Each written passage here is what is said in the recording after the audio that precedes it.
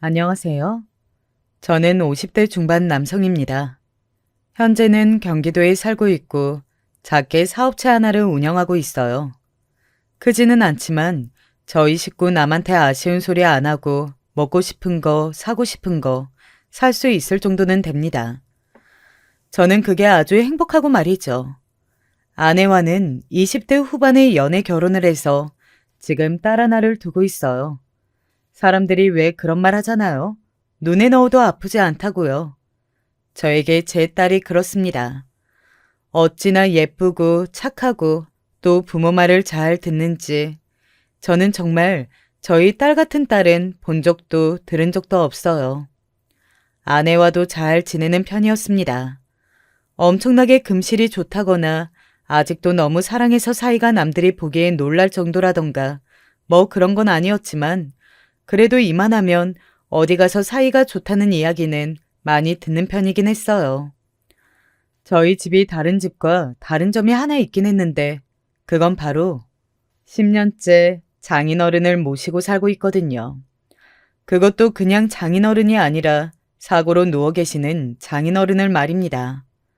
장인어른은 10년 전에 교통사고로 흔히들 이야기하는 식물인간 상태가 되셨어요. 의식도 없으시고 그냥 잠을 자는 사람처럼 누워 계십니다. 사실 처음부터 모실 생각은 아니었는데 당시의 상황이 그럴 수밖에 없긴 했어요. 장인어른은 일찍 장모님과 사별하고 딸 둘을 키우며 힘들게 살아오셨거든요. 재혼도 하지 않으시고 혼자의 힘으로 말이죠. 저는 그런 장인어른을 늘 대단하다고 생각했고 말입니다. 그런 일이 있기 전에는 저와도 사이가 꽤 좋은 편이었어요. 사고가 있었던 날이 아직도 생생하게 기억납니다. 아내가 우는 목소리로 전화가 왔어요. 여보, 한마디 했을 뿐인데 뭔가 심상치 않은 일이 일어났구나 하는 것을 직감적으로 알 수 있었어요. 사람의 촉이라는 게 그럴 때 참 신기하더라고요. 그리고 병원에 갔을 때 장인어른이 곱게 키운 딸 둘은 수술실 앞에서 거의 기절해 있다시피 했습니다. 그리고 수술이 굉장히 오랜 시간 이어졌던 것 같아요. 결과는 좋지 않았습니다. 평생 저렇게 누워있을지도 모른다는 진단을 받았거든요.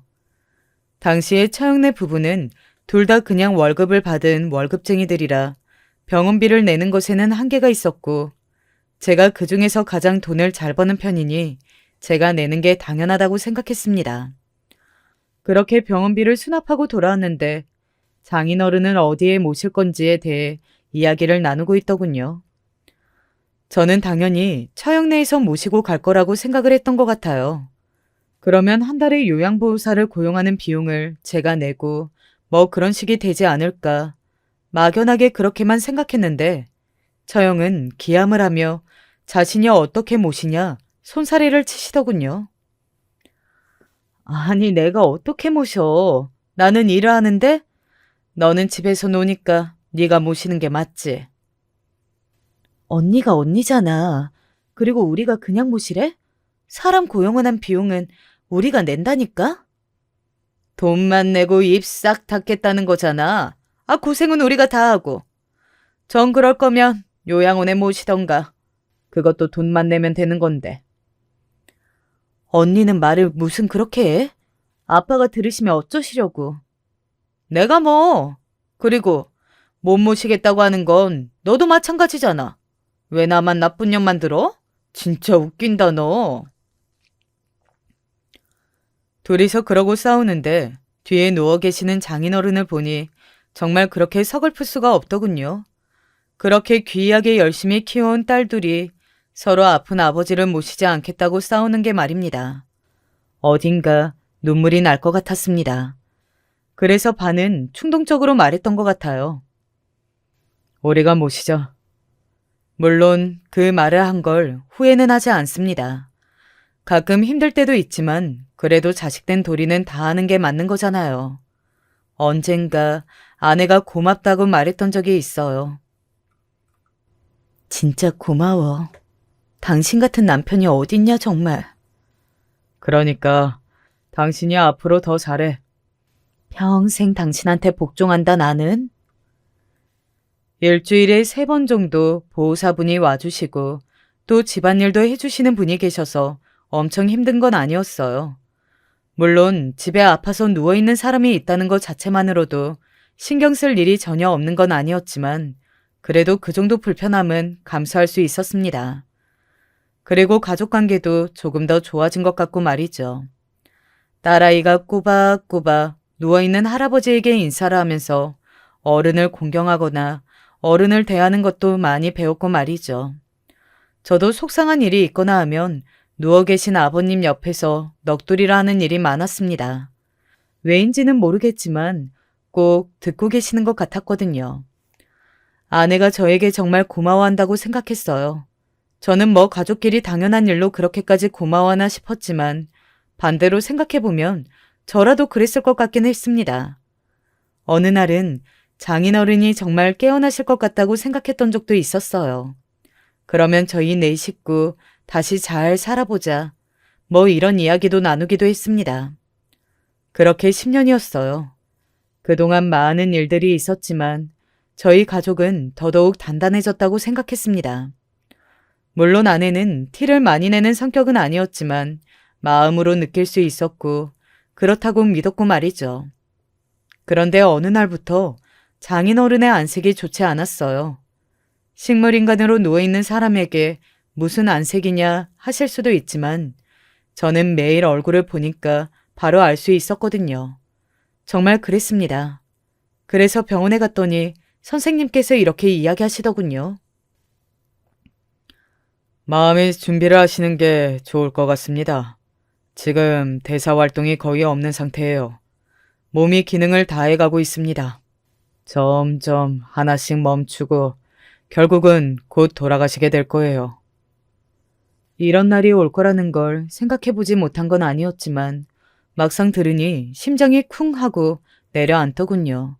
그건 아내도 마찬가지인 듯 했습니다. 우는 아내의 어깨를 감싸 안고 집으로 돌아왔어요. 병원에선 아버님의 마지막을 집에서 지내시게 할지 아니면 병원으로 옮기실지를 결정하라고 하더군요.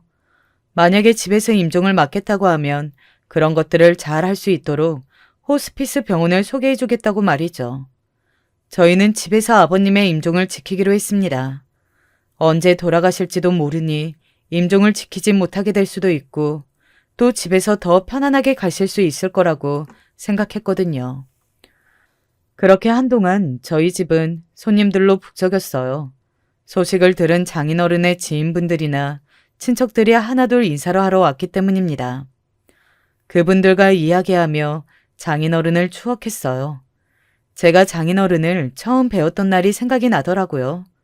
아내에게 프로포즈하고 인사를 갔을 때였습니다. 인정이랑 왜 결혼하고 싶나? 제가 많이 좋아합니다.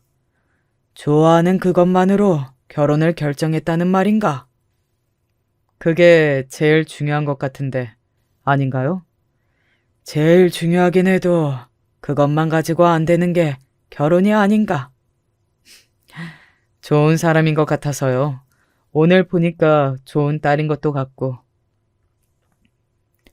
저의 그 말에 허허하고 웃으셨던 장인어른이 떠오르네요. 언제나 그렇게 웃으면서 저를 반겨주셨는데 말입니다.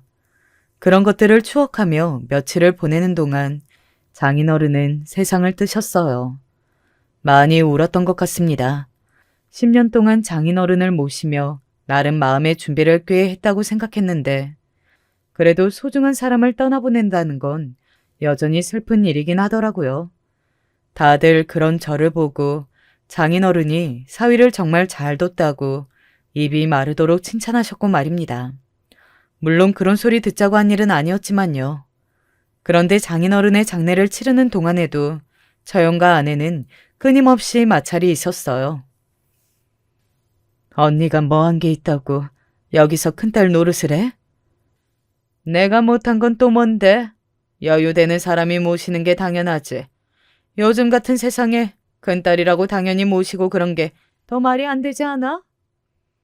누가 지금 아버지 모시는 문제로 이래? 그럼 뭔데? 언니, 1년에 아버지 보러 몇 번이나 왔어? 아예 들여다보지도 않았잖아. 그래놓고 슬퍼? 언니가 무슨 자격으로? 아내는 장인어른을 보러 오지 않은 처형에게 감정이 많이 상해 있었거든요. 물론 저도 그 부분은 마음에 늘 걸려있긴 했지만 그래도 장례식장에서 이러는 건 아닌 것 같아 두 사람을 말렸었던 기억이 납니다. 누가 보면 세계의 효녀인 줄 알겠어? 적어도 언니보다는 효녀가 맞지. 그렇게 말하고 서로를 노려보는 두 사람을 말리느라 얼마나 진땀을 뺐는지 몰라요. 그 이야기는 두고두고 친척들 사이에서 화제가 됐다는 이야기를 나중에 들었던 것 같습니다. 물론 장인어른을 떠나보내는 건 너무 슬픈 일이었지만 10년 동안 장인어른을 모시면서 우리 가족이 포기했던 것들이 참 많긴 했거든요. 예를 들어 가족여행 같은 것들 말입니다. 물론 간병인에게 부탁하고 다녀올 수도 있었지만 모르는 사람을 집에 장인어른과 둘만 며칠 동안 둔다는 것도 마음이 썩 편하지 않았고 여러모로 신경 써야 할 것들이 많아서 계획하다가도 늘 중간에 포기를 했었거든요. 우와, 나 초등학교 때 이후로 가족여행 처음 가보는 것 같아. 앞으로는 자주 다니자. 그래, 우리 셋이서 앞으로는 자주 다니자. 장인어른이 돌아가시고 3개월 정도 지났을 때 어렵게 시간을 내서 가까운 일본으로 가족여행을 다녀왔었습니다. 좋아하던 딸아이와 아내의 모습을 보며 자주 오자라는 생각을 했었던 것 같아요. 그 즈음이었던 것 같습니다. 어머니가 아프시다는 소식이 들려왔어요. 저는 누나와 저 어머니 이렇게 3명의 가족이 있거든요. 아버지가 어린 시절에 돌아가셨고 어머니는 재혼하셨었는데 이혼을 하셨어요. 그러고는 쭉 혼자서 사셨습니다. 어디가 어떻게 아프신데? 몰라. 갑자기 쓰러지셨는데 병원에서 이것저것 검사해 보더니 머리에 튜브 같은 걸 넣어야 한다네. 놀라서 어머니가 입원해 있다는 병원으로 찾아갔었어요. 의사 선생님에게 이야기 듣기로는 뇌출혈이 있었지만 다행히 일찍 병원에 오셔서 생명에 지장도 없고 후유증도 거의 없을 거라고 하시더군요. 천만다행이라고 생각했습니다. 왜 그렇게 연락이 안 됐어? 가족들이랑 일본 갔다 왔어. 누나가 웃으며 잘했다고 하더군요. 누나는 시골에서 농사를 짓고 있어요. 원래 조용한 곳에서 조용히 사는 것이 꿈이었던 사람인데 자기 생각과 딱 맞는 시골 청년과 결혼해서 지금 아들 2, 딸 2을 낳고 다복하게 살고 있었습니다. 형편이 넉넉한 건 아니지만 볼 때마다 늘 얼굴에 웃음이 걸려있는 게 행복해 보였어요. 그날 어머니가 주무시는 걸 보고 집으로 돌아왔을 때 처음으로 아내에게 조금 이상한 기분이 들었던 것 같습니다. 어머니는 괜찮으시대? 후유증도 안 남으실 것 같대. 아휴, 진짜 다행이다. 걱정 많이 했어? 뇌출혈이라는데 그럼 걱정이 안 돼? 그거 후유증 잘못 오면 가족들이 얼마나 고생하는데. 순간 응? 하는 생각이 들었어요. 아내는 어머니를 걱정하고 있었던 게 아니라 어머니로 인해 혹시나 고생할 가족들을 걱정하고 있었던 겁니다. 나중에 알게 됐지만 그건 자신이었고 말이죠. 찝찝한 마음이 들지 않았던 건 아니었지만 말 하나하나에 딴지를 걸고 싶은 마음이 없었기 때문에 그날은 그냥 넘어갔어요. 오랜 시간 병원에 있다가 와서 피곤하기도 했고 말이죠. 그런데 아내는 계속 그런 찝찝함을 남기는 행동들을 했습니다. 누나도 지적할 만큼, 아니 지적할 수밖에 없을 만큼 아내는 병원에 한 번도 오지 않았어요. 아무리 별 문제 없이 퇴원을 할 수 있다고는 하나 그래도 한 번쯤 들여다보는 게 맞는 거잖아요. 그런데 아내는 오지 않았습니다. 제가 이야기를 해도 가야지. 가려고 했는데 갑자기 급한 일이 생겨서. 이런 이야기를 하며 어여웅부영 넘기기 급급했어요. 결국 아내는 어머니가 퇴원하실 때까지 단 한 번도 병원에 오지 않았습니다. 그날 집으로 가서 제가 섭섭한 티를 좀 냈던 것 같아요. 아내와 작은 말다툼 아닌 말다툼이 있었습니다. 아무리 그래도 어떻게 대원날까지 안아볼 수가 있어? 일이 있으면 그럴 수도 있는 거지. 어머니 많이 아프신 것도 아니라며. 꼭 많이 아파야만 병문안을 가는 거야? 그래도 내 어머니고 당신 시어머니인데. 제 말에 아내는 한숨을 푹 쉬더니 어쩔 수 없다는 듯한 말투와 얼굴로 말을 하더군요. 내가 다음에 어머님 집으로 갈게. 맛있는 거 사들고. 그럼 됐지? 그럼 된 게 아니라 당신이 아예 마음도 없어 보이니까 하는 말 아니야. 나 섭섭하다고. 뭘 그런 걸로 섭섭해. 내가 아예 안 한다는 것도 아니고. 당신도 참 쪼잔하다. 그렇게 나오니까 말이 턱하고 막히더라고요. 무슨 말을 해야 할지도 모르겠고 말이죠. 그날도 더 했다가는 감정만 안 좋아질 것 같아서 결국 또 저는 입을 다무는 쪽을 선택했습니다. 그랬으면 안 됐는데 말이죠. 지나고 보니 다 후회가 되네요. 그리고 며칠은 좀 대면대면하게 지냈던 것 같아요. 하지만 아내가 어머니를 찾아가서 음식도 해드리고 했다길래 좋게 넘어갔었습니다. 그리고 또 몇 개월이 지났어요. 어느 날 저에게 전화가 왔습니다. 왜 그럴 때 있잖아요. 모르는 번호이지만 왜인지 모르게 받아야 할 것 같고 어딘가 불안한 기분이 들 때 말입니다. 그때 그 전화가 그랬어요. 번호만 보는 건데도 기분이 이상하더라고요. 그래서 조심스럽게 받아왔습니다. 그런 불안한 예감은 늘 적중하는 게 너무 신기한 것 같아요. 병원에서 온 전화였습니다. 어머니가 쓰러지셨다고 말이죠. 지금 의식이 없으신데 보호자가 빨리 오셔야 할 것 같다고 말입니다. 어떻게 병원에 갔는지 잘 기억나지 않아요.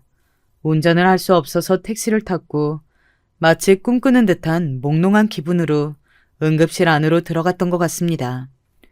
그리고 그곳에서 의사 선생님에게 들었던 이야기도 지금 와서 떠올려 보면 사실 명확하게 기억이 나지 않아요.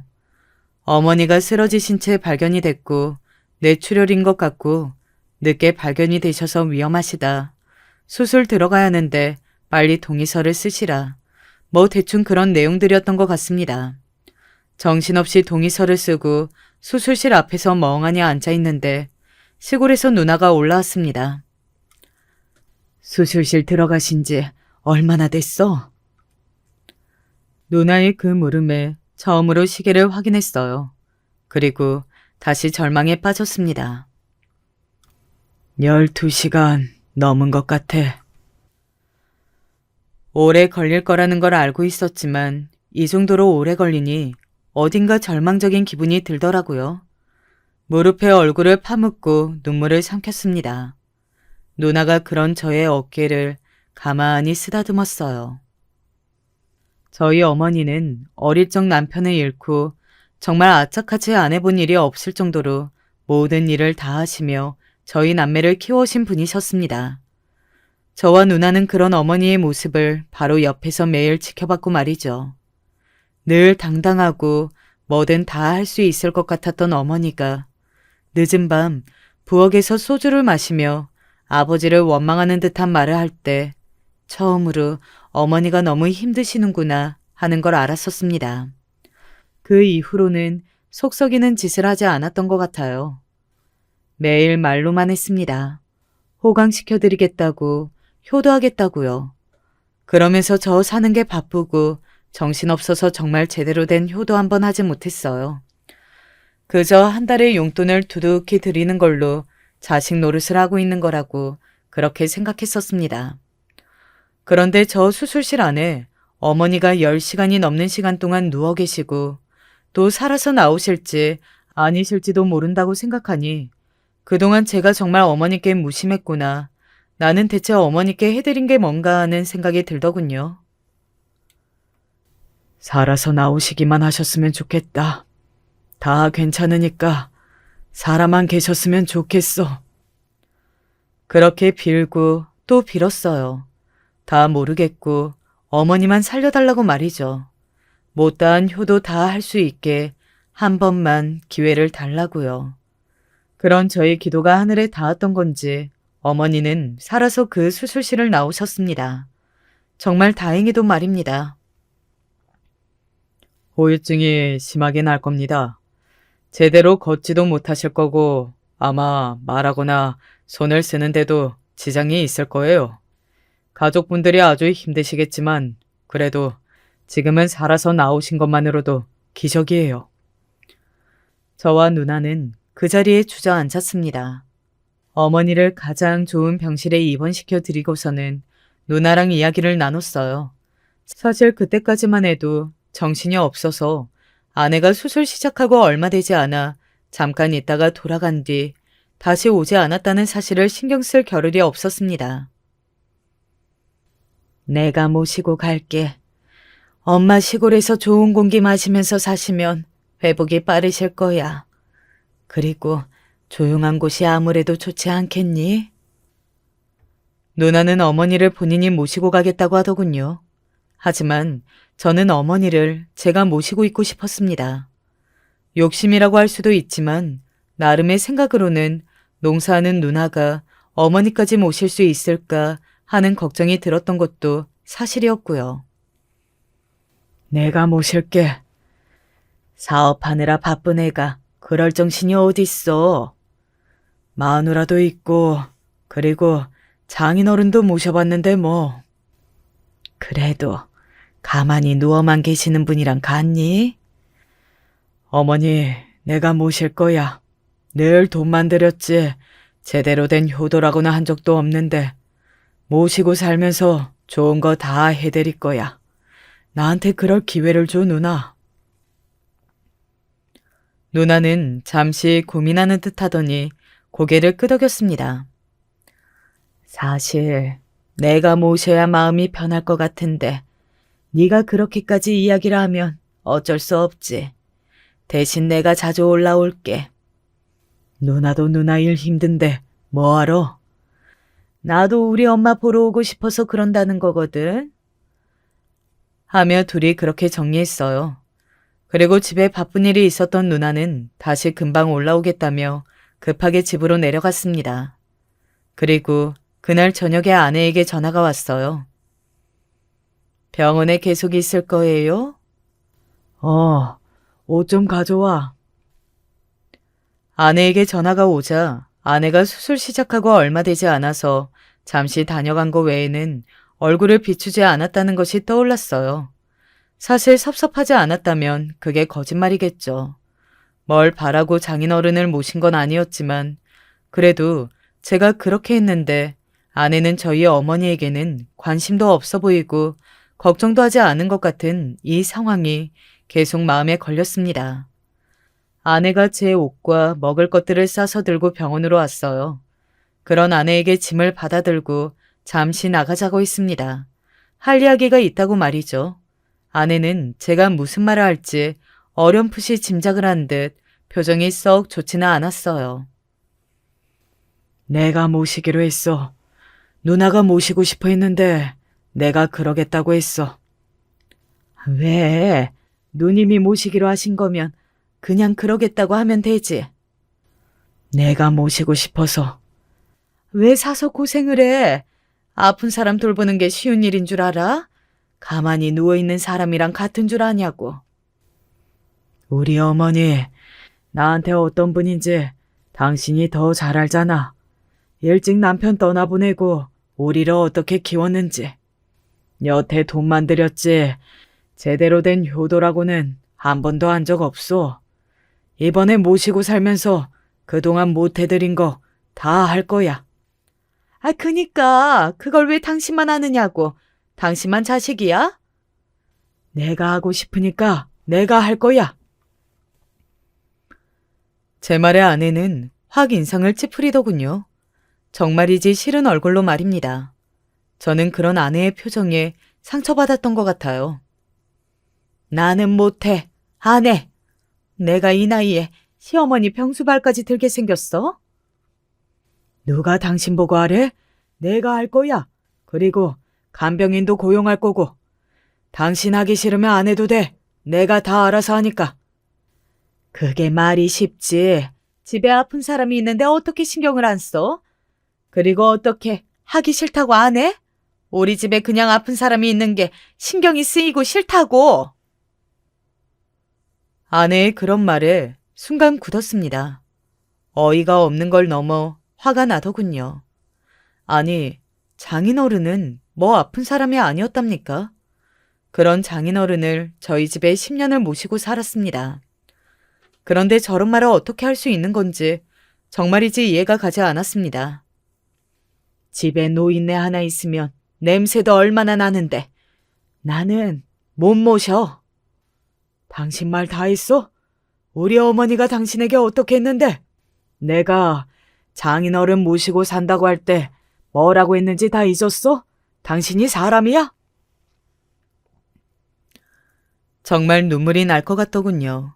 10년 전 장인어른이 처음 쓰러지시고 제가 모시고 살겠다고 했을 때 그걸 결정하고 나서 어머니를 찾아뵙고 그 이야기를 했던 적이 있어요. 그때 옆자리에 아내도 있었습니다. 아이고, 아가, 네가 마음이 많이 아팠겠구나. 어머님, 요즘 같은 시대에 마지가 부모님을 모시고 그런 게 어디가 중요하겠니? 마음이 있고 또 능력이 되는 사람이 할 수 있으면 하는 거지. 그리고는 아내의 손을 꼭 잡아주셨습니다. 너무 마음 쓰지 말고 아버지 간호에만 신경 쓰거라. 혼자 딸둘 키워내시느라 고생이 얼마나 많으셨을지 내가 안 봐도 안 들어도 다 알아. 그런 분 어디 요양원이나 그런 곳에 보내고 나면 너도 속상하고 나중에 한으로 남는다. 네가 모셔. 혹시나 아들네 집에 아픈 장인어른이 있는 걸로 어머님의 심기가 불편해지실까 아내가 걱정했었거든요. 어머니는 그런 아내의 손을 꼭 붙잡고 걱정하지 말라고 한참을 다독여 주셨고 말입니다. 아직 그 장면이 제 머릿속에 선한데 아내가 어떻게 어머니를 두고 저런 말을 할 수가 있는지 이해가 가지 않았습니다. 이해하고 싶지도 않았고요. 제가 그 이야기를 하며 소리를 버럭 지르자 아내는 잠시 멈칫한 것 같았어요. 하지만 고집을 꺾지는 않았습니다. 아내는 정말 죽기보다 싫었던 거예요. 어머니를 모시는 일이 말입니다. 그래도 싫어. 안 해. 그때는 그때고 지금은 지금이야. 10년 전이랑 지금 내가 같아? 나도 늙었어 이제. 내가 당신 보고 모시래? 내가 하고 보호사도 고용한다고. 그냥 한 집에 있는 게 싫다니까? 너 진짜 사람 아니다. 소리를 지를 힘도 마음도 들지 않아 낮게 그렇게 아내를 향해 말했습니다. 그런 저의 모습에 아내는 순간 움찔하는 게 느껴졌어요. 하지만 지지 않겠다는 듯 눈을 부릅뜨고 저를 마주봤습니다.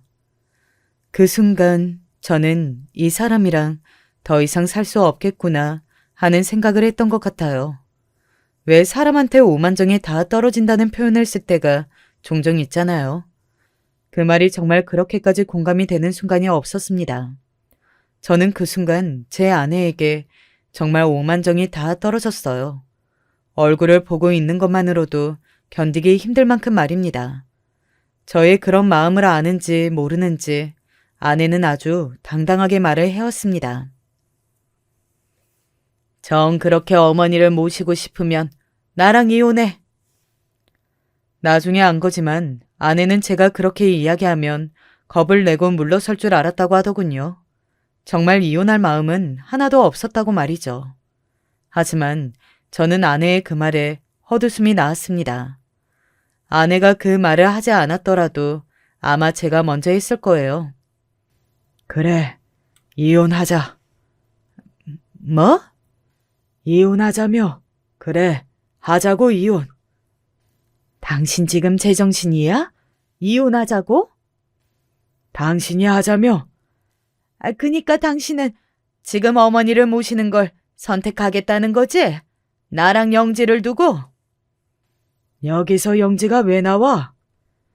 그렇잖아. 가족을 버리는 거니까. 영지가 내가 어머니를 모시면 나랑 부모 자식 연을 끊겠대. 애한테 물어봤어. 그리고 내가 어머니를 안 모시는 것도 가족을 버리는 거야. 우리 어머니는 내 가족이 아니야? 당신은 아까부터 왜 그렇게 말도 안 되는 소리만 골라서 하니, 어? 아내는 입술을 꼭 깨물더군요. 그리고는 뭔가를 생각하는 듯 한참을 아무 말도 하지 않았습니다. 제가 돌아서서 가려고 하자 저에게 다시 말을 해왔어요. 어머님이 퍽이나 좋아하시겠다. 자기 때문에 아들 부부가 이혼하는 걸 알면.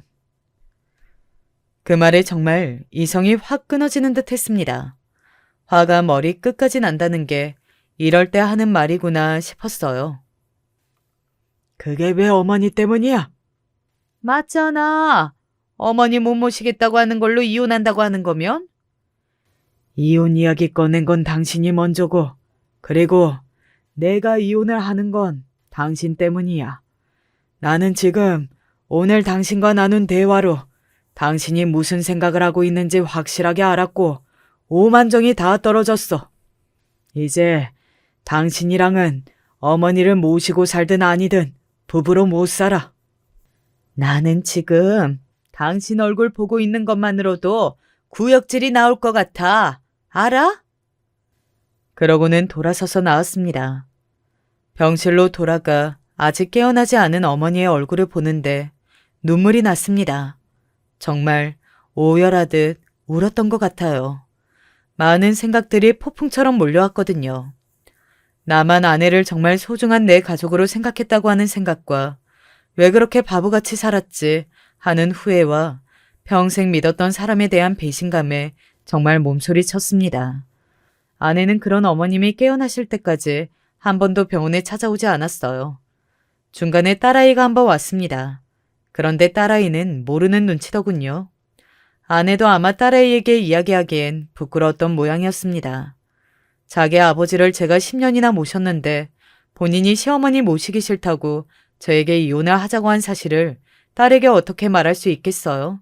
쪽팔려서 말이죠. 할머니 깨어나시면 집으로 모실 거야. 괜찮지? 내가 안 괜찮을 건 뭐야. 그리고 당연히 그렇게 하는 거 아니야?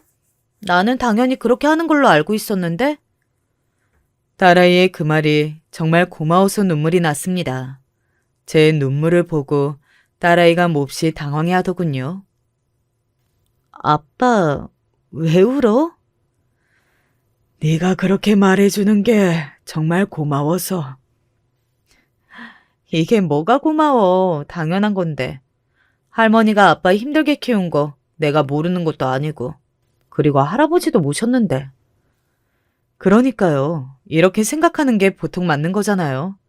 아내는 이 당연한 걸 본인이 귀찮고 싫다는 이유만으로 하지 않을 거라 한 겁니다. 정말 시간이 지날수록 더 이기적이고 자신만 알고 저를 가족으로도 생각하지 않았다는 걸 점점 더 깨달았어요. 그리고 진짜 같이 살 수 없겠다는 확신도 말이죠. 저는 그날 이후로 집에 들어가지 않았습니다. 사람을 시켜 집에서 옷만 가져오게 하고 내내 병원에서 지냈습니다. 처음에는 아빠가 할머니를 너무 걱정해서 그런 걸로 생각했던 딸아이도 엄마랑 아빠 사이에 무슨 일이 있다고 하는 걸 점점 눈치를 챘는지 제 앞에서 아내 이야기를 꺼내지 않았고 말이죠. 아내는 그동안은 조용했어요. 제가 아무 액션이 없자 아마 제가 이혼을 하겠다고 했던 게 그냥 하는 소리인 줄 알았던 모양이에요. 어느 날 딸이 그러더군요. 할머니, 우리 집에서 사시는 거 아니야? 맞아. 왜? 아니, 엄마가 전에 할아버지 계시던 방을 옷방으로 만든다고 그래서 그 방에 모시는 거 아닌가 하고. 그 방은 동선이 가장 좋은 방이었거든요. 이동하기도 쉬웠고 볕도 잘 들어서 그래서 장인어른도 그 방에 모셨던 거고 말입니다. 딸아이한테 그 이야기를 듣는데 정말 열이 확 오르더군요. 딸아이에게 어머니를 봐달라 부탁하고 집에 가지러 갈 게 있다는 핑계를 대고 집으로 향했습니다. 아니나 다를까 그 방의 옷가지들을 막 옮겨놨더라고요. 저는 그 모습을 보고 다시 한번 열이 올랐던 것 같아요. 그리고 잠시 뒤 외출을 했던 아내가 집으로 돌아왔습니다. 아내는 의기양양해 보였습니다. 아마 제가 후회를 하고 백기를 들었으니 집으로 돌아온 걸로 생각했던 모양이었어요. 전혀 아니었는데 말입니다. 제가 낮은 목소리로 말했습니다. 나가. 어? 너 당장 이 집에서 나가라고. 제 소리에 아내가 정말이지 화들짝 놀랐습니다. 그러고는 손을 덜덜 떨기 시작했어요. 아마 저의 그런 모습은 생전 처음 봤던 걸 테니 말입니다. 여보. 아내가 당황해서 저를 불렀지만 저는 화가 가라앉지 않았습니다. 내가 영지 이야기 듣고도 설마 했다. 그런데 진짜 이 방을 이렇게 쓸 생각을 하고 있었던 거야? 당신은 내 말이 아주 우습지? 내가 병신 같아, 어? 아니, 말을 왜 그렇게 해? 나를 병신 취급하는 게 아니면 내가 분명히 어머니 모신다고 100번은 더 말했는데 지금 이 방을 옷방으로 만드니 어쩌냐는 소리를 어떻게 해? 어? 제 그 말에 아내는 굳었습니다. 이제 확실하게 알게 된 모양이더군요. 제가 어머니를 모시는 걸 포기할 일 없고 자기와 이혼할 거라는 그 사실을 말입니다. 진짜 나랑 이혼해서까지 어머니를 모시겠다는 거야? 나를 버리고? 말도 안 되는 소리 하지 마. 내가 당신을 버려? 당신이 나를 버린 거겠지. 내가 당신한테 그리고 당신 아버지한테 어떻게 했는데 나랑 내 어머니를 이런 취급을 해? 뭐 냄새 나서 노인네 모시기 싫어? 당신 아버지한테는 안 났나 보지? 아니, 나는 누님이 모신다고 하는데 굳이 당신이 모신다고 했다니까 그게 화가 나서. 그게 어디가 화가 나는데? 당신이 화를 낼 게 뭐가 있는데 대체? 필요 없고 나가. 나는 당신 얼굴 꼬락서니도 보기 싫으니까 나가라고. 그리고 그 방에 있는 옷들을 거실로 다 집어 던졌습니다. 아내는 그제야 저의 팔을 붙잡으며 빌듯 말하기 시작했어요. 여보, 내가 미안해. 내가 생각이 짧았어. 어머니 모실 테니까 화 그만 내. 내가 당신이랑 어떻게 이혼해? 정말이지 기가 차더군요. 하지만 저는 마음을 돌릴 생각이 하나도 없었습니다. 아내의 얼굴을 보고 있는 게 힘들었어요. 어떻게 그런 사람이랑 한 집에서 살 수가 있겠습니까? 나 그냥 하는 말 아니야. 나는 너랑 못 살아. 그러니까 나가. 못 나가. 나는 못 나간다고. 저는 그런 아내를 잠시 바라보다가 안방에 가서 제 짐을 쌌습니다. 아내가 나가기 싫다면 제가 나가야죠. 저는 아내와 같이 살 수 없으니까요. 아내는 그런 저를 붙잡지도 못했어요. 겁먹은 얼굴로 그저 저를 바라볼 뿐이었습니다. 저는 집을 나와 병원에 머물면서 어머니와 저 그리고 딸아이가 살 수 있는 주택을 알아보기 시작했어요. 그 전집은 1층이긴 했지만 아파트였거든요. 그런데 생각해보니 어머니같이 재활도 필요한 상태면 전원이 있는 주택이 낫겠다 싶더라고요. 잘됐다 싶었습니다. 빠르게 알아봤지만 그래도 괜찮은 집이 있어 서둘러 계약하고 동시에 이혼 소송도 준비했어요. 그리고 이 모든 사실을 딸아이에게 말했습니다. 딸아이는 굉장히 충격을 받은 듯 했어요. 자신의 엄마에게 말이죠. 엄마한테 아빠랑 산다고 했어. 네 엄마가 그러라고 하든? 엄마 의견이 무슨 상관이야. 나 너무 실망했다고. 엄마랑 같이 못 살겠다고. 아빠랑 할머니랑 살겠다고 했어. 그랬더니 뭐라들?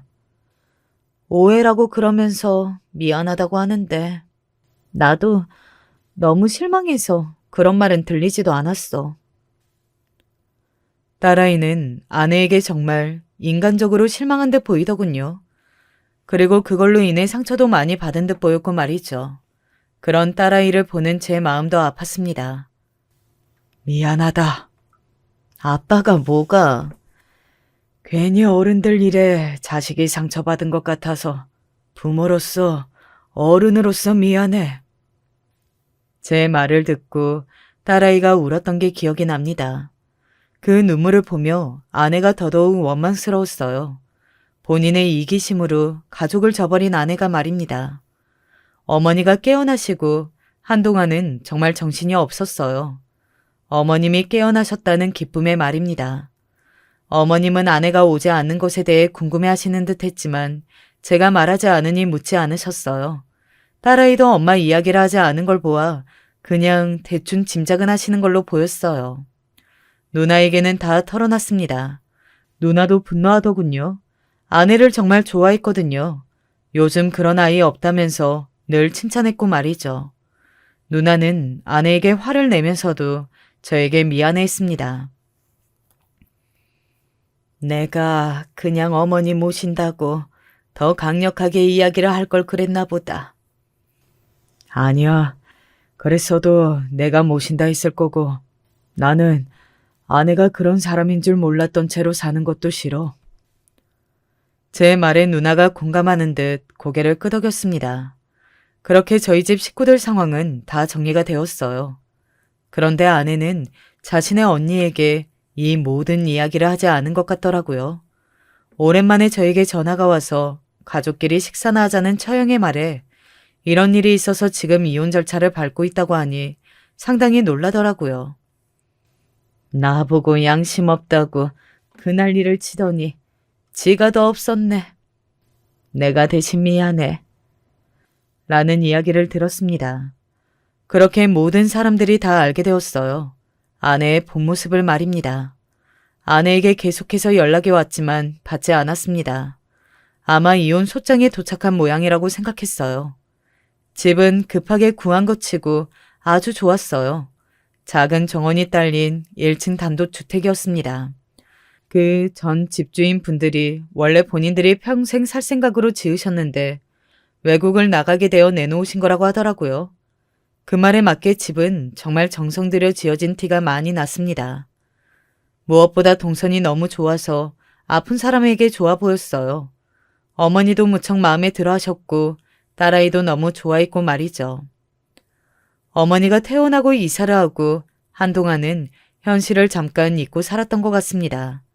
아내와 제가 이혼 소송 중이라는 사실도 말이죠. 그런데 피할 수 없는 날이 다가왔어요. 첫 번째 재판일 말입니다. 사실 합의를 시도하지 않은 건 아니었어요. 하지만 아내는 끝까지 저와 이혼을 하지 않겠다는 의사를 밝혀왔습니다. 자기가 먼저 어머니랑 살면 이혼을 하자고 할 때는 언제고 아주 완강하게 이혼을 하지 않겠다고 하더군요. 그런 이유로 이혼 소송을 하는 건 너무한 거 아니야? 굳이 이혼까지 해야 하냐고. 이혼을 하자고 먼저 이야기한 건 당신이잖아. 그땐 나도 욱해서 그런 거지. 진짜 하자는 말이 아니었잖아. 나는 진짜 할 거야. 아내는 재판에서도 절대 이혼하지 않겠다는 뜻을 밝혔어요. 하지만 제가 장인어른을 10년간 모셔왔다는 것, 그런데도 아내가 저희 어머니를 모시기로 거부한 것들이 법정에서 저에게 유리하게 작용을 했어요. 아내도 돌아가는 상황을 보고 안 되겠다 싶었는지 다시 한번 저에게 빌러왔었습니다. 여보, 나는 당신이랑 영재 없이는 못 살아. 우리 너무 좋았잖아. 행복했잖아. 그 시절로 다시 돌아가자, 응? 나랑 당신은 다시 절대로 그 시절로 돌아갈 수 없어. 이미 나는 당신 마음을 다 알아버렸는데 어떻게 몰랐던 대로 돌아가? 당신이 어머니랑 둘이 있을 때 당신이 속으로 무슨 생각을 할지 나는 내내 생각할 텐데. 아내는 그 말에 대답하지 못하더군요. 결국 아내는 합의를 요청했습니다. 제가 10년간 장인어른을 모신 걸 작정하고 걸어 넘어지면 아내는 위자료나 재산 분할에서도 상당히 불리해질 수 있었거든요.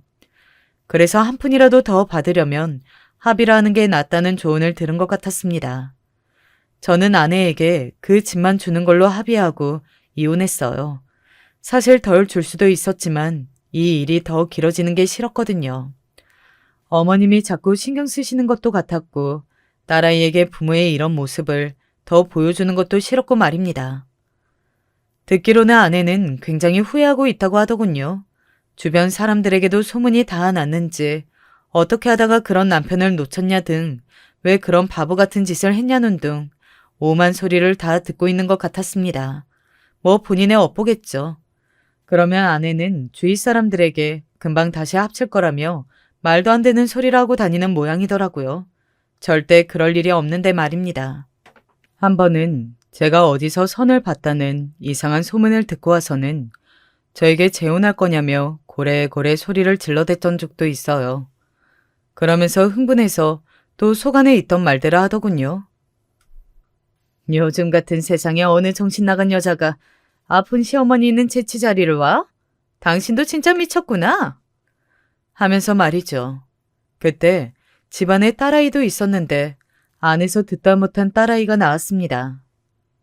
나 이제 진심으로 엄마가 쪽팔려. 아내는 딸의 그 말에 굉장히 충격을 받은 듯 보였어요. 잠시 아무 말도 하지 못하고 어버버 거렸으니 말입니다. 영지야, 엄마는 그게 아니고. 나는 엄마를 정말 좋아했단 말이야.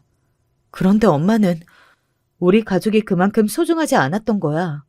아빠가 소중하면 아빠의 부모님도 소중하게 생각했어야지. 아빠가 외할아버지한테 그랬던 것처럼.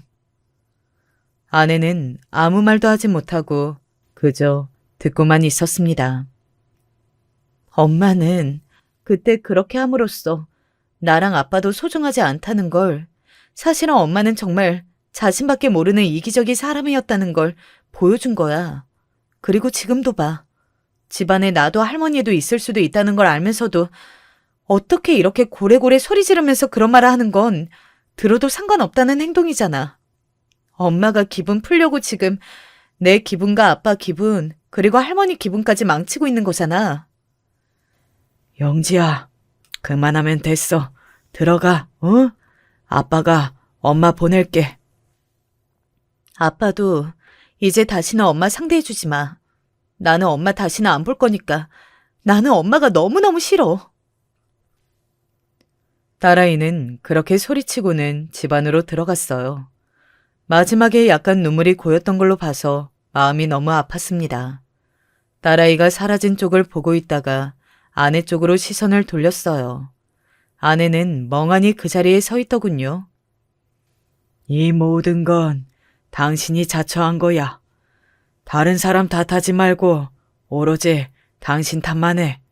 왜 그런 행동으로 가족들을 이렇게 만들었는지.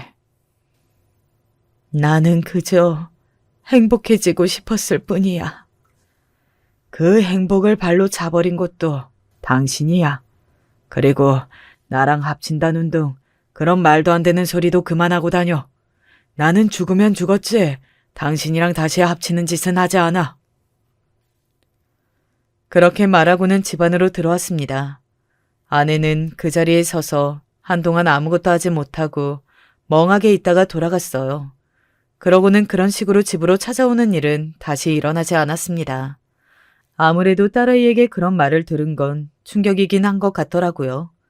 제가 제일 힘들었던 건 저런 식으로 찾아와서 난리를 치는 아내도 아니었고 제가 아내에게 느낀 배신감도 아니었습니다. 아픈 몸으로 자신의 탓을 하는 어머니였어요. 그런 어머니에게 정말 몇 번이나 말했는지 모릅니다. 당신 탓이 아니라고요. 저런 사람인 줄 모르고 살았으면 더 큰일인 거 아니냐고 말이죠.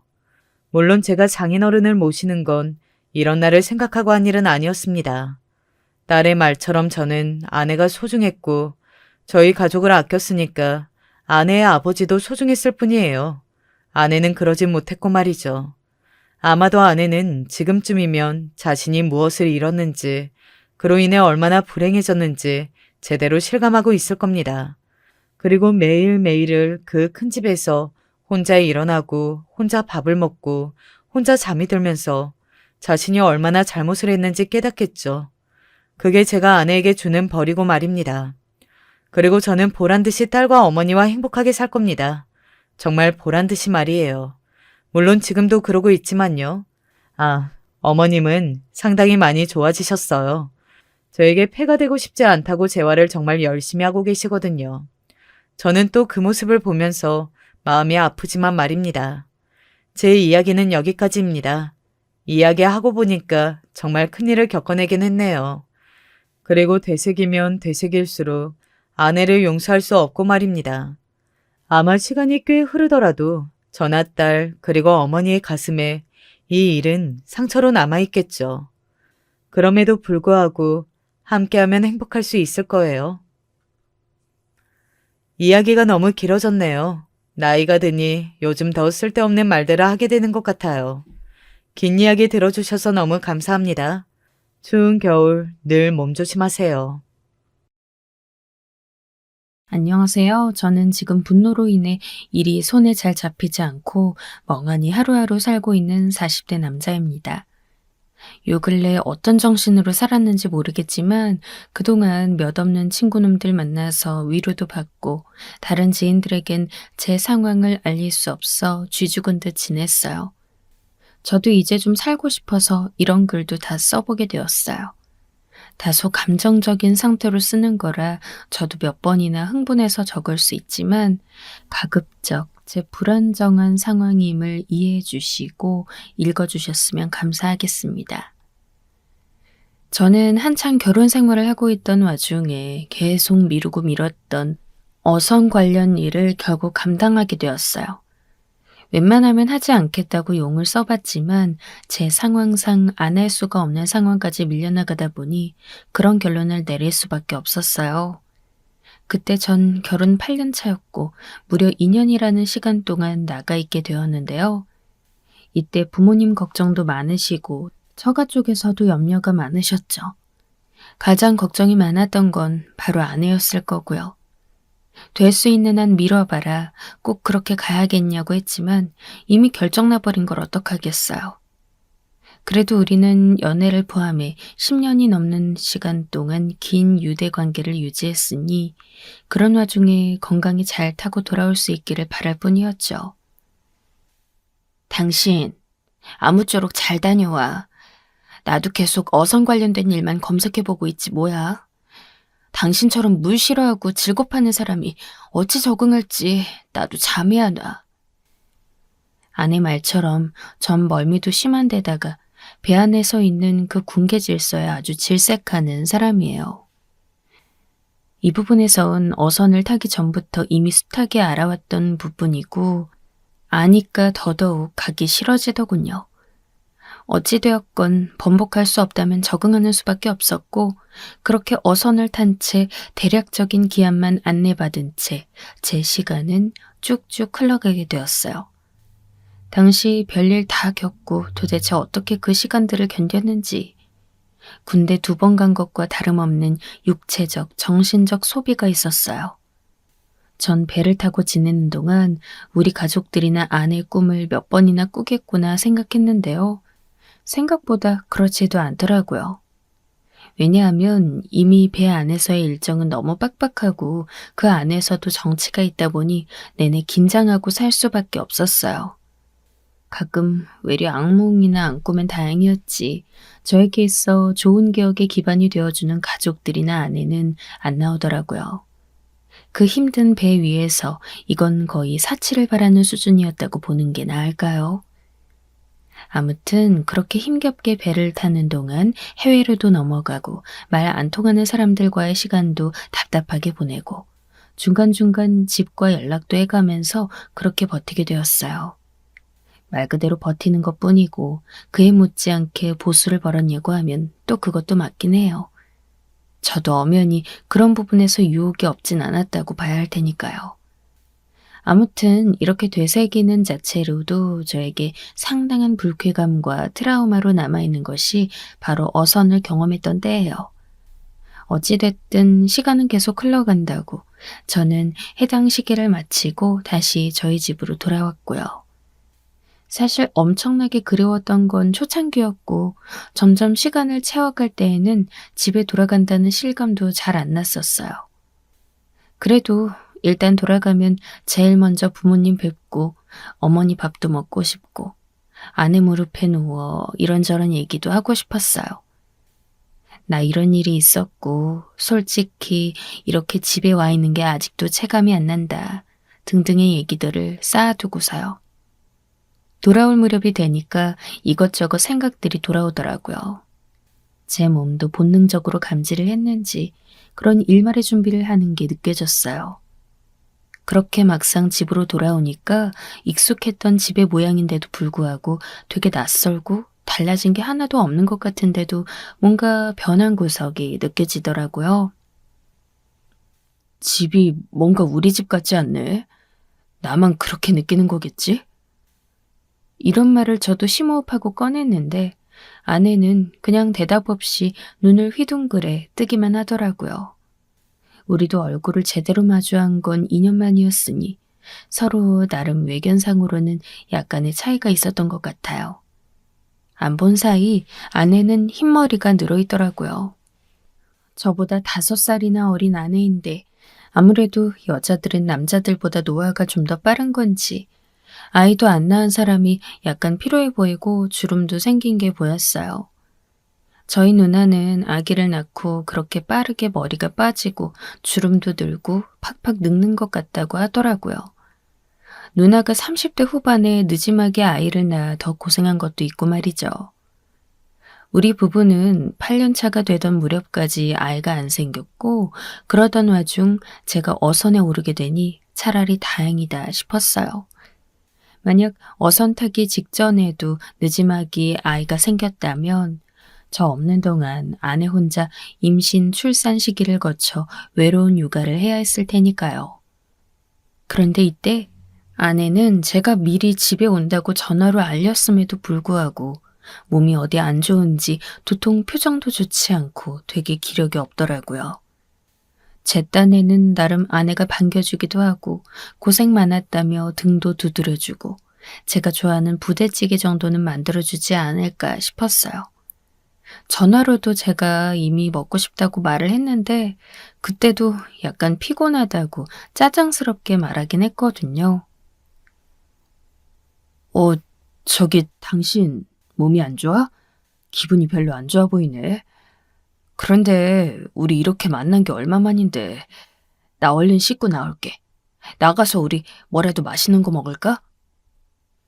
일단 저만큼이나 아내도 저 없이 혼자 지내느라 쉽진 않았겠다 싶었고 약간 찜찜한 기분을 갖고 얼른 씻고 나갈 채비를 했어요.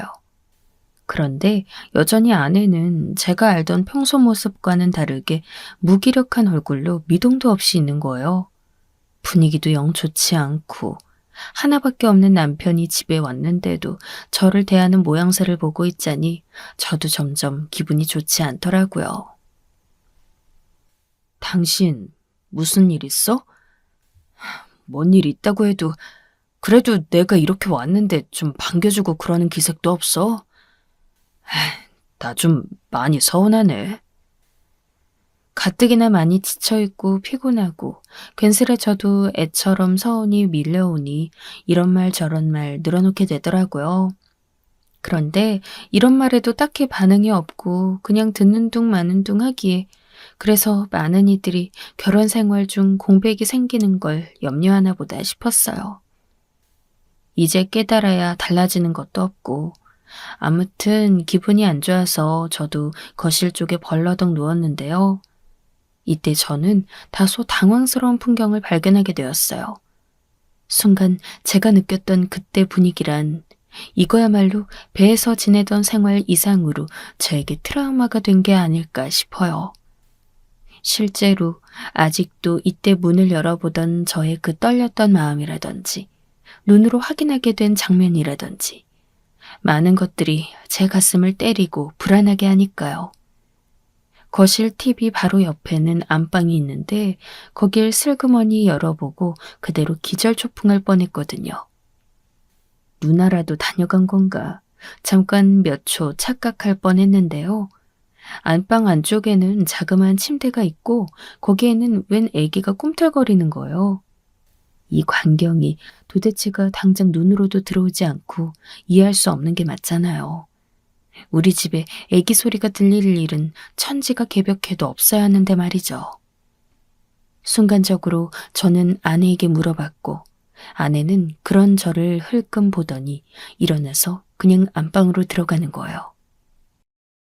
아, 애기. 잠깐만 있어봐. 이러면서 별 말도 안 하고 들어가서 애기를 안아 올리는 거예요. 딱히 울거나 그러지 않아서 저도 누운 채로 비스듬히 보지 않았으면 몰랐을 거예요.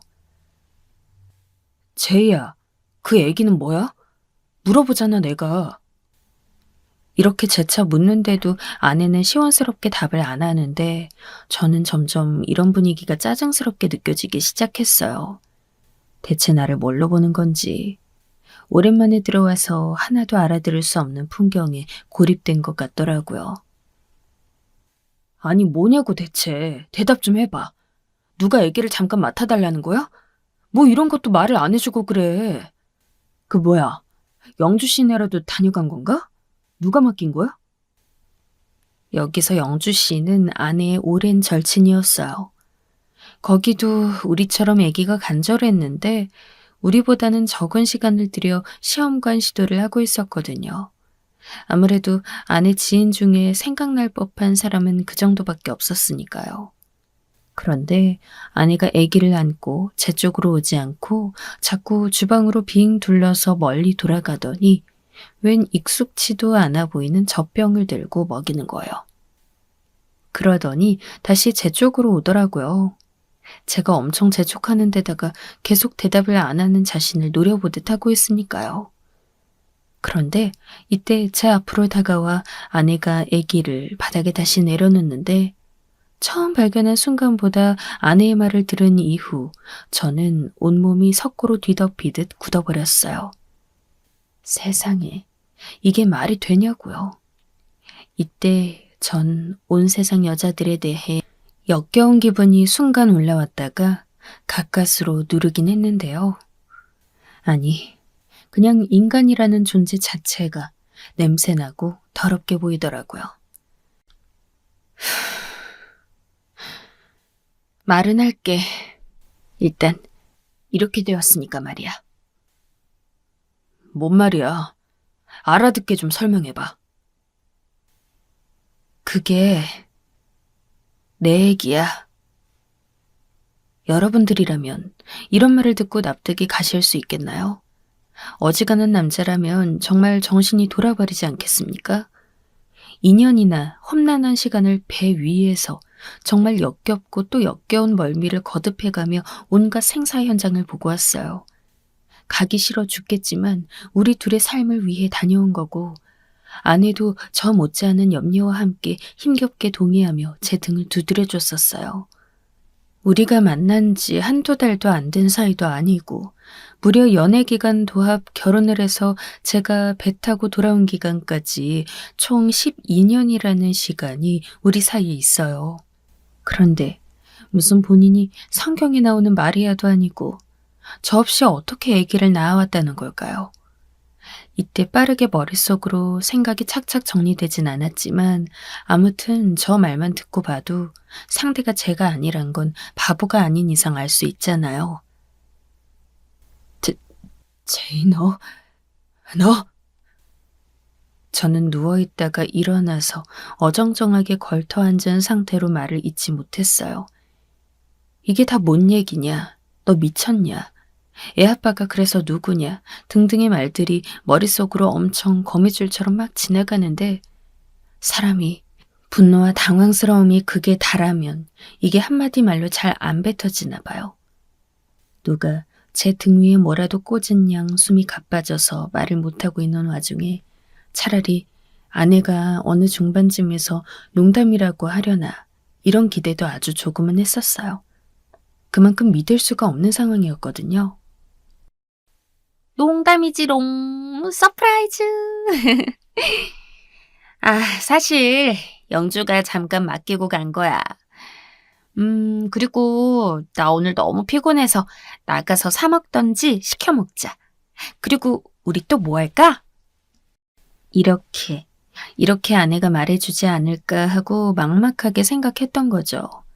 제 이런 일말의 희망과도 같은 상상은 조금도 수면 위에 떠오르지 못한 채로 아내는 뭔가 입을 열기 시작했어요.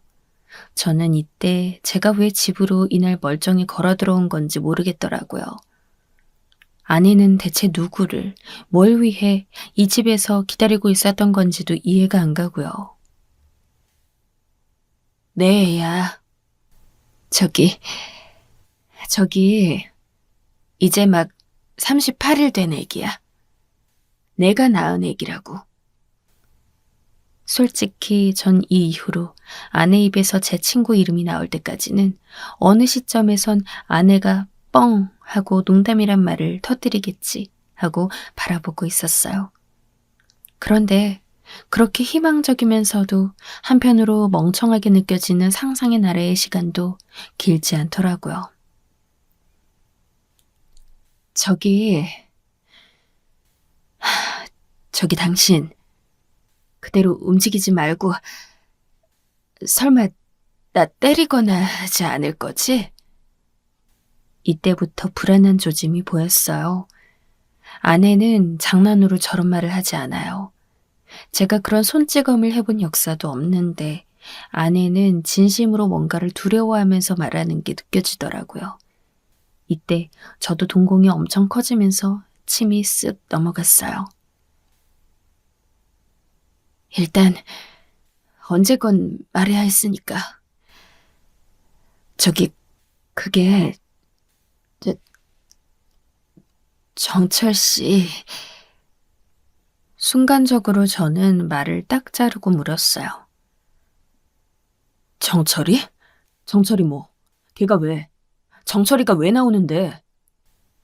거의 비정상적으로 무슨 버튼을 잘못 누른 것 마냥 연신 물어대는 저에게 아내는 순간적으로 몸을 움찔거리며 고개를 거북이 마냥 확 수그리더라고요. 아마 제가 손이라도 될 거라고 생각했나 봐요. 대체 일평생 장난으로 밀어본 적도 없는 저를 대상으로 저렇게 몸을 움츠리고 사려야 할 만큼 뭐가 그렇게 무섭고 어려운 걸까요? 정철 씨. 정철 씨랑 그게 그렇게 된 거야. 이러면서도 아내는 아기를 안고 발을 한 걸음씩 더 뒤로 물러나더라고요. 이때도 저는 실감이 안 나 곧장 물었어요. 뭐야? 왜 그러는 거야? 장난 그만해. 하지만 아내는 답이 없고 그 낯설디 낯선 아기한테 얼굴을 파묻고 가만히 멈춰있더군요. 그 상태로 몇 분이 지나도록 멈춰있는 아내를 보며 전 더 이상 아내에게 이 모든 게 거짓말이었다며 짠 하는 반응은 없을 거라고 참으로 공포스러운 와중에 체감하게 되었어요. 그렇게 시간이 얼마나 흘렀는지 모르겠지만 그 기억도 안 나는 엉망진창 삐죽삐죽 솟아있는 시간 속에서 제가 확인한 건 딱 2가지 사실이었어요. 첫 번째, 저의 애기 아빠는 정철이 놈이 맞다는 거고 그놈은 제가 집을 떠난 이래 이 집에 자주 드나들었다는 것이요. 그렇게 엄청 막중하게 친한 녀석도 아니고 가끔 우리 집에 들러 셋이서 안주를 곁들이며 술 한잔 할 때도 있었어요. 그때 그냥 그런 시시껄렁한 얘기를 하는 사이로 지냈을 뿐 제가 어선을 타는 근황이라든지 이런 것들은 뭐 당시에 알리긴 했었죠. 얘는 그때 만나는 여자가 있었고 걔랑 결혼은 안 할 거라며 그렇게 가끔 우리 부부와 시간을 보낸 게 다예요. 그런데 어떻게 얘랑 엮여서 아내가 수년간 생기지 않던 아이를 임신한 것인지 대체 그동안은 왜 안 생겼던 건지 얘기가 격가지로 새지만 저에게 문제가 있었던 건지 별 생각 다 들어요. 2번째, 이게 중요한데 이때 저도 저지만 아내도 참 답 없다는 생각이 들었어요. 이렇게까지 멍청한 여자였나 싶었어요. 글쎄, 임신한 사실을 알고 중간중간까지는 연락을 했던 모양이에요. 그러면서 자기 일이 바쁘다나. 아무튼 그래도 그 사람도 마음이 편했던 건 아니야.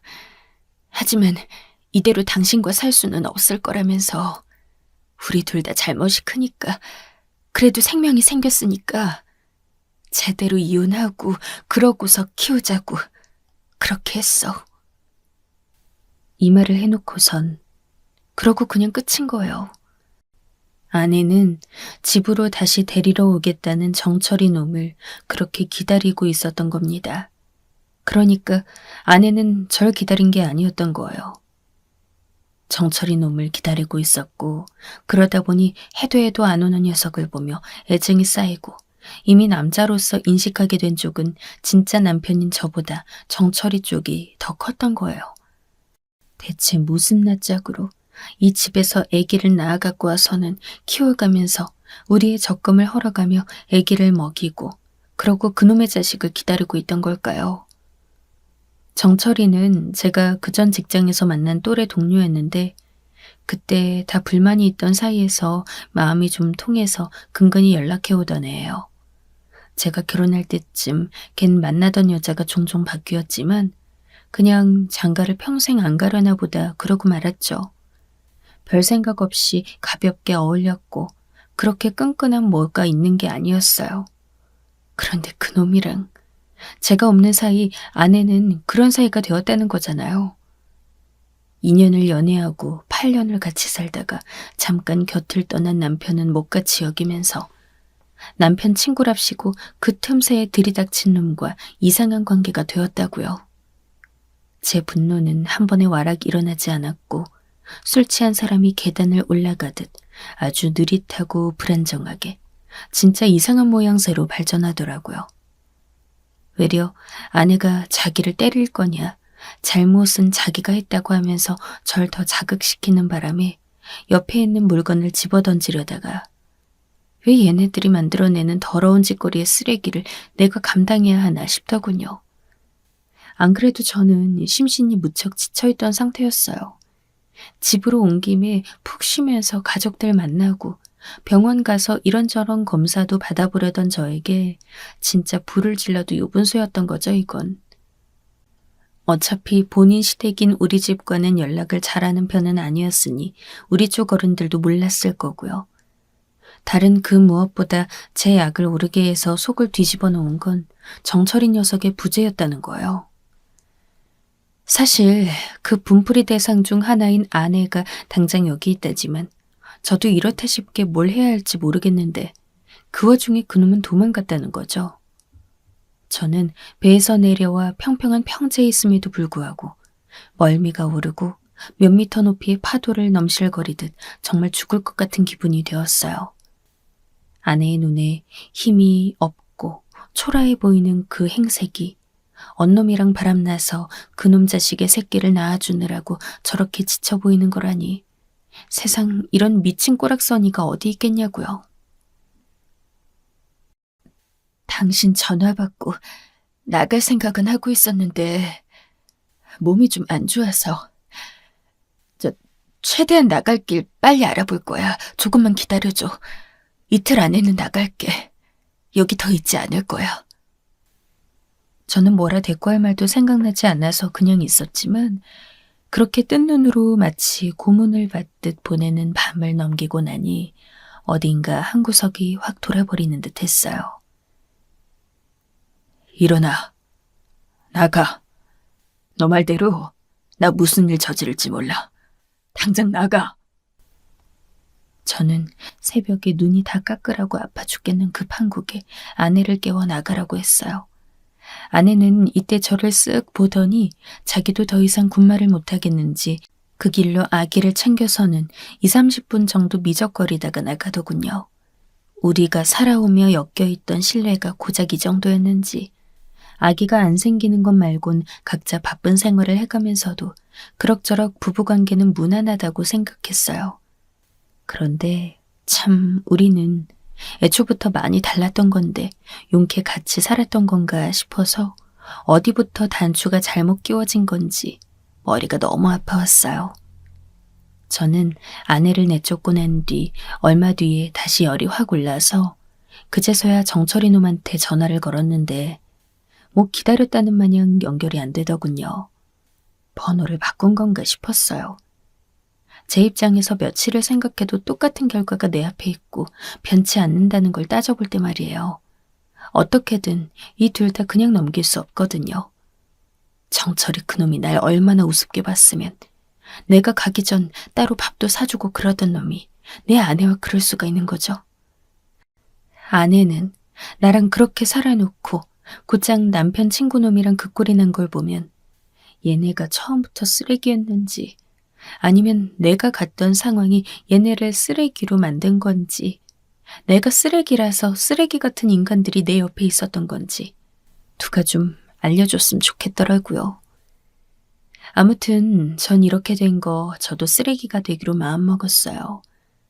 누나에게 이 부분을 상의하면서 얼마나 울었는지. 누나는 평소 본인 올케랑 연락을 잘 안 하긴 하지만 듣고 분노로 이를 갈더라고요. 너 아무리 그래도 같은 괴물이 되지는 마. 너는 너 인생 살아. 그게 어렵겠지만 말이야. 이때 누나의 말을 잘 새겼으면 좋았는데 슬프게도 그러지 못했어요. 전 결국 복수를 해버렸고 이 인간들 둘의 속을 갈갈이 찢어버렸거든요. 그걸 제 눈에서 봐야 제가 나중에 언제건 숨을 거둘 때 여한이 없을 것 같다는 생각이 저를 이끌었어요. 얼마여간 술에만 절어 살다 보니 내 머리통만 아프고 얼굴은 피가 안 통하는 듯 빨간색이 되어 있고 이러다 나만 죽으면 억울해서 어떡하겠어요. 우리 집엔 아직도 아내가 작업하던 책상이며 옷가지들이 그대로 남아있고 정리가 안 된 게 많았어요. 아내도 그걸 다 채 못 주워 담고 나갈 만큼 자기가 면목이 없다는 건 알았을 거고 저는 그 모양새까지 혐오스럽게 느껴지더라고요. 뭘 어떻게 들이대고 적용을 한다 한들 저에게 그 두 인간들에 대한 생각은 다 하나의 결론으로 이어지게 되었어요. 내 인생을 박살낼 거면 니네도 박살나봐라. 이런 거 말이에요. 일단 이러나 저러나 저는 정철이 녀석을 찾아야 했고요. 저에겐 신락 같은 희망이 하나 있었으니 바로 정철이 여동생의 연락처가 있었다는 거예요. 예전에 둘 다 우리 집에 놀러왔던 적도 있었고요. 혹시 이런 상황을 알면 여동생조차 연락이 안 될 것 같아 조마조마했으나 하늘이 저를 그새 도왔던 걸까요? 아니면 솔직히 그런 추문을 지 가족에겐 언급하기 그러니까 비밀로 했던 건지 여동생 정미는 아무렇지 않게 연락을 받더라고요. 숨을 죽이고 정철이 근황을 물었고 가짠치도 않게 목소리를 떨어가면서 연기를 했어요. 술기운을 어떻게든 감추고 말이죠. 그랬더니 정민은 아주 의연하게 오빠가 2달 전에 결혼했다면서 말하지 뭐예요. 아, 내가 그간 일이 있어서 소식도 몰랐네. 저기 신혼집이 어느 동네인데? 아무래도 저는 이날 바로 일을 끝내지 않으면 안 되겠더라고요. 정미가 뭘 모르고 저한테 알려준다 한들 지 오빠에게 직접 연락하지 않고 묻는 저를 이상하게 여길 수도 있으니까요. 그게 정철이한테 말 안 하고 아내랑 들러보려고 괜히 오지 말라고 할 것 같아서. 이렇게 해서 저는 어렵사리 가슴을 졸여가며 정미 입단속을 하고 우리 집에서 1시간 거리에 살고 있는 그놈의 집에 들이닥치게 된 거예요. 가는 길에는 제 아내 그리고 노곤이 잠들어 있는 그 아기까지 같이 동행하게 되었어요. 무슨 생각으로 아내를 데려갔냐면요. 삼자 대면이랄까? 아무튼 삼자 망신을 시키고 싶었다고 해야겠죠. 이런 사실을 순순히 밝힌다면 아내는 정철이의 행방이 궁금한들 절대 따라가지 않겠더라고요. 여러모로 비참함을 안고 저는 좀 더 큰 뒤쪽을 바라보고 아내에게 다시 연락했어요. 제가 데리러 간다면서 말이죠. 나 많이 힘들었어. 그런데 좀 생각해보니까 아무튼 그래. 정철이 만나야 하지 않겠어? 내가 걔 사는 곳을 알았어. 데려가 줄 테니까 거기서 둘이 잘 얘기해봐. 그리고 우리는 그 이후에 이혼하는 걸로 하자. 지금 어디야? 이렇게 마치 이제는 그 일에 대해 좀 내려놓기라도 한 양 말을 꺼냈어요. 아내도 거진 10분간 침묵을 늘려가며 저와 이렇게 지루한 대화를 하니 그 부분을 받아들이기로 했더군요. 저는 대강 세수를 하고 벌건 낯을 가리기 위해 모자를 쓴 다음 옷을 대강 주워 입고 차를 몰았어요. 아내가 있다는 모텔에 들러 태우고 그렇게 주소를 찍어 정철이가 살고 있다는 곳으로 가게 되었죠. 아내에겐 역시나 이 부분을 자세히 말하지 않았어요. 그놈이 널 버리고 새 여자랑 신혼집을 차렸단 얘기는 데려가서 눈으로 확인하게 하고 또 그 꼴을 제 눈으로 직접 봐야 성에 찰 것 같았거든요. 사실 이까짓 게 뭐 얼마나 상처가 되겠어요. 저도 길어지는 운전 내내 제가 한심하기도 하고 뭐하러 이런 노력을 공들여가며 하나 싶더군요.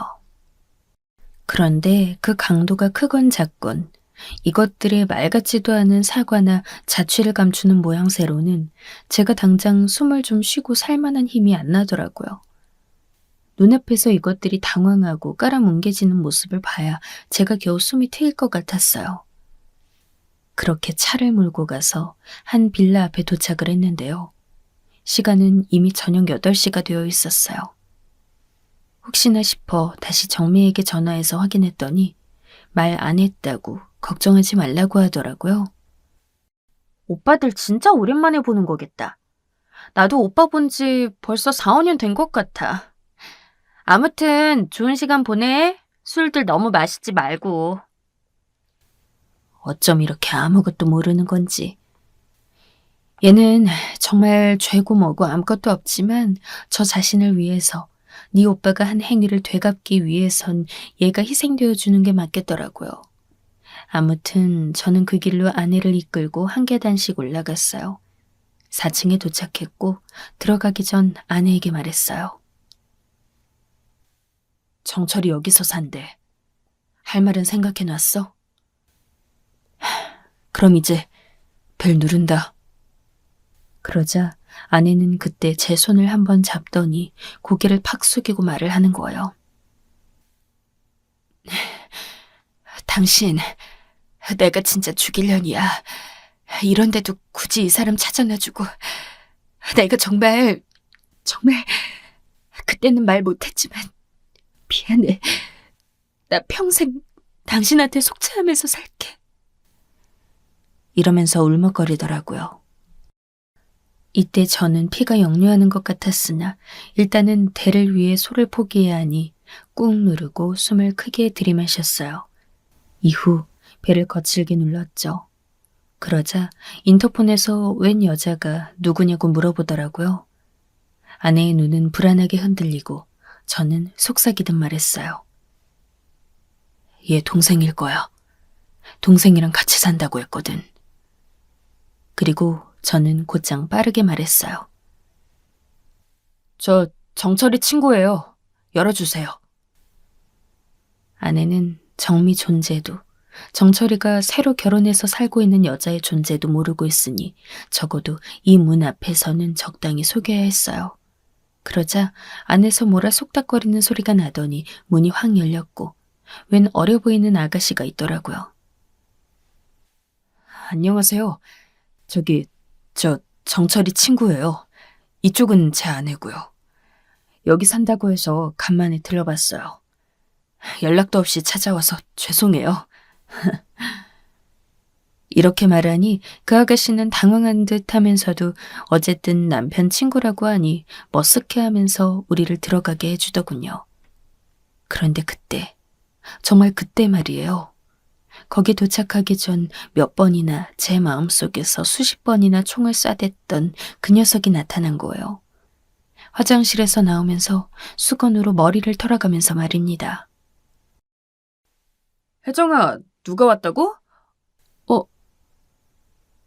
저와 아내와 눈이 정면으로 마주친 정철이는 정말 만화의 한 장면처럼 수건을 떨어뜨리지 뭡니까? 전 애써 표정을 유지하며 인사를 건넸어요. 정철아, 오랜만이다. 나왔어. 너 결혼했다며? 정미한테 들었다. 이때 이놈의 얼굴은 진짜 무슨 서커스 하는 광대도 아니고 그 짧은 몇 초 사이 수많은 표정들이 거짓말 마냥 왔다 갔다 하더라고요. 이 와중에 아내는 우리를 안내한 그 여자가 여전히 정철이 동생인 줄 알고 있었고요. 우리 계속 서 있게 할 거야? 좀 앉게 해줘라. 물 한 잔만 줘. 이 사람이랑 나 지금 되게 피곤하거든. 이렇게 얼굴은 웃으면서도 말투는 여전히 건조하게 저는 한마디씩 옮겼고 옆에 있던 정철이 아내가 비로소 우리를 식탁 의자로 안내하더군요. 아, 참. 오빠도 손님을 이렇게 세워놓으면 어떡해. 이쪽으로 오세요. 하지만 정철이는 번개라도 맞은 듯 자기 집안에서 일어난 일이 뭔지 분간이 안 되는 것 같더라고요. 저는 얼른 안으로 들어가 의자를 끌어내고 앉았고 아내도 제 옆에 앉게 했어요. 아내는 힐끔힐끔 정철이를 살피고 정철이 자식은 제 눈보다 아내의 눈빛에 더 긴장해서 애써 다른 곳으로 시선을 돌리더라고요. 어서 와서 앉아, 정철아. 얘기 좀 하자. 이때 이쪽으로 걸어오는 정철이의 두 눈엔 거의 살기가 어려 있더군요. 저도 이때만큼은 한 인간에게 격렬할 정도로 사리를 품어본 건 처음이었어요. 하지만 저는 손까딱 안 하고 이들을 돼지우리에서 뒹굴게 할 심산으로 온 것이었으니까요. 재수 씨, 둘이 사이 좋아 보이시네요. 신호는 그런 거니까요. 이렇게 제가 정철이 아내에게 말을 걸자 그때 아내가 마치 저를 귀신 보는 듯한 표정으로 퍼렇게 질려서 쳐다보더군요. 정철이랑 같이 지내는 저 어린 여자가 친동생이 아닌 애까지 낳아준 자기를 버리고 새로 장가를 들어 맞이한 여자라는 걸 알게 되었으니까요. 전 천연덕스럽게 계속 말을 이었어요. 당신도 인사해. 여기 정철이 아내분이시래. 결혼한 지 얼마 안 됐어. 아주 예쁘시네. 정철이가 눈이 높은가 봐. 그러니 결혼 상대를 그간 그렇게 동거도 하고 불륜도 하면서 고르더니 이런 참한 분을 만난 거지. 이때 아내뿐 아니라 제 앞에 정철이 아내 그리고 정철이까지 셋 다 아주 썩은 얼굴이 되어버렸어요. 그게 무슨 말씀이세요? 우리 오빠가 뭐요? 전 조금도 짖지 않고 그저 가엾은 그 아내에게 내 아내 못지않게 곧 불쌍해질 그 여자에게 친절하게 설명을 했어요. 아, 말한 그대로예요. 혹시 악이 없으시죠? 그럼 저기 양자는 어떠신가요? 요즘 입양들도 잘 하더라고요. 이쯤부터 저는 거의 참지 않고 입에 모터가 달린 듯 폭주하게 되었고 저를 제외한 3명은 이보다 지옥은 없다고 생각했는지 거의 비명을 지를 듯한 얼굴이 되었어요. 여기 우리 아내가 안고 있는 애 말이에요. 이 애기 정철이에요. 정철이는 이제 눈에 핏줄이 완전 서버렸고 아내는 이쯤 되니 자기를 이 집에 데려온 저의 의도를 알았는지 지금 뭐 하는 거냐고 겨우 한마디 토해내더군요. 전 아랑곳하지 않았어요. 이때 속도를 줄이면 재미없을 것 같더라고요.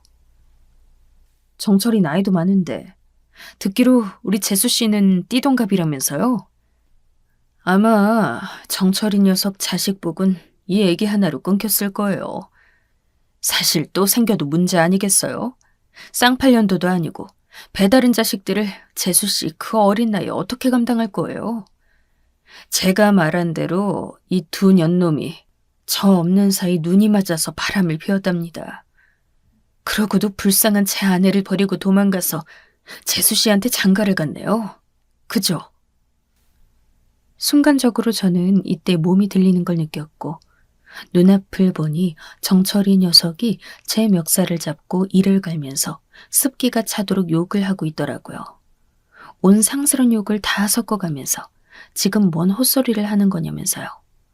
저는 이때 정철이 손을 한 손으로 같이 잡아 움켜쥔 뒤 이 순간만 기다렸다는 말을 뱉었어요. 듣고 나니 스르륵 손을 풀면서 여전히 어깨를 벌벌 떨며 이를 갈며 저를 응시하더군요. 정철아, 너 힘 조절 잘해야 돼. 지금 여기서 나 잘못 건드리면 너 죽을 수도 있어. 내가 배 생활하면서 얼마나 얻어맞고 맷집 키웠는지 너 모르지? 나 진짜 너 잘못 쳤다가 너 죽을까봐 겁나서 안 건드리는 거야. 내가 겁나는 건 그것뿐이야.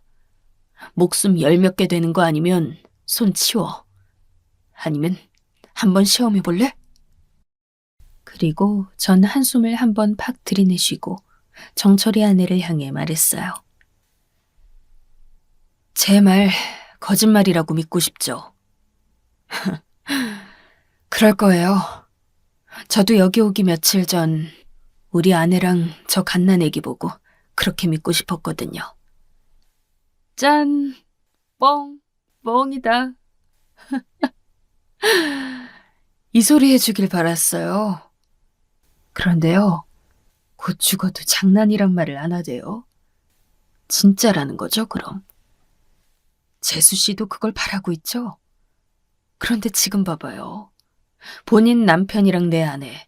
지금 죽어도 거짓말이다. 이게 다 뻥이었다. 이 소리 못하고 있잖아요. 안 그래요?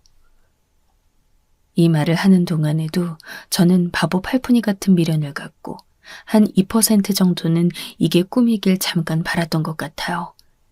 이렇게 쌍으로 셋을 조리돌림해가며 굴욕적인 상황을 만들고 있는데도 제 분은 조금도 풀리지 않고 있었으니까요.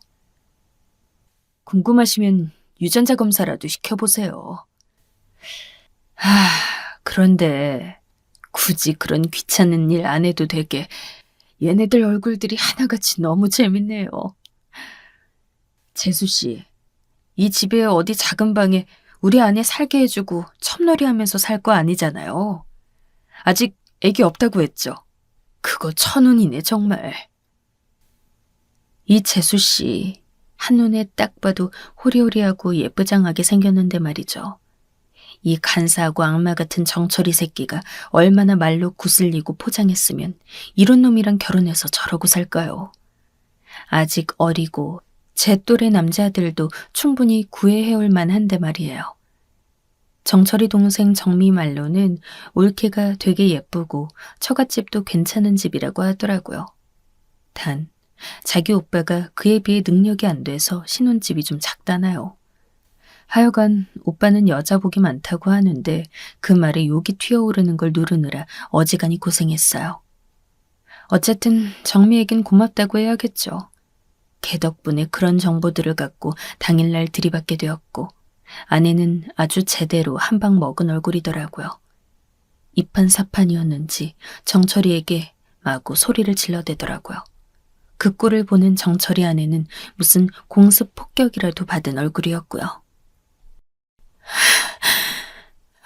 정철 씨, 어떻게 우리 아기를 두고 어떻게? 아내는 미친 듯이 소리를 질러대고 솔직히 아기는 죄가 없다지만 제 눈에 그 아기가 곱게 보일 리 있겠어요? 그냥 멍하니 보고 있다가 아기는 바닥에 내려놓고 새 인간이 서로 죽일 듯이 악을 쓰고 살기가 등등하게 오른 걸 보며 전 나왔어요. 그렇게 집으로 혼자 운전해서 오는 길, 저는 왜 차 안에서 그렇게 수도꼭지 나사 빠진 듯 울었던 걸까요?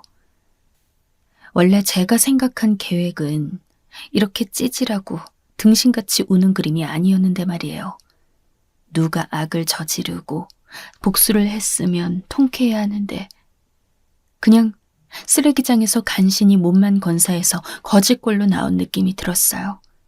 중간에 차를 세워두고 또 통곡하다가 온몸에 진이 다 빠질 것 같아 다시 노래를 크게 틀고 억지로 힘을 쥐어짜서 집까지 왔어요. 그러고 집에 들어와 불 꺼진 집에서 아무것도 켜지 않고 그냥 벌렁 들어누웠어요.